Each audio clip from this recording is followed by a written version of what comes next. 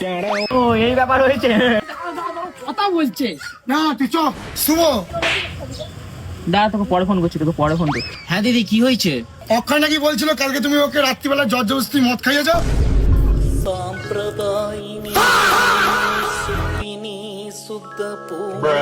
হ্যাঁ দিদি আমি কালকে জোর জবরদস্তি ওকে মদ খাইছিলাম। আমি বলেছিলাম আমি কালকে নিয়েছিলাম না, ওরা জোরজবস্তি খাইছিল। আর তোকে আমি বলে দিচ্ছি, ঠিক আছে? আর বইয়ের সঙ্গে সামনে বলে দিচ্ছি, ওরা আমাকে জোরজবস্তি নিয়ে যাবি না, আমি মদ খাই না, তোকে বলে দিচ্ছি, এটাই লাস্ট বার। হ্যাঁ ঠিক আছে ভাই, সরি। তুমি ওর সঙ্গে গেছিলে কেন? ও ডাকলো বলে তোমাকে ডাং ডাং করে চলে যেতে হবে? আরে তুমি জানো না, ও আমাকে তোমার দিব্যি দেয়। एक बार मिल जा बेटा। আর তুমি তো জানোই আমি তোমার কতটা ভালোবাসি। হ্যাঁ দিদি আমি ও তোমারই দিব্যি দিই গো ওকে। एक बार धोखा खा चुका हूँ। আর শুভ তুমি কেন এরকম করো? শুনেছি নাকি তুমি ওর কাছে 10,000 টাকা ধার নিয়েছো। আরে দিদি টাকাটা আমার কাছে কম পড়েছিল তাই নিয়েছিলাম। আর তুই জানিস ওই টাকাটা আমাকে কে দিয়েছিল? হ্যাঁ ও দিয়েছিল। সারাদিন ঘরে কাপড় কাচে, বাসন মাজে, সেলাই করে, কত খাটানি করে। চলো চলো চলো।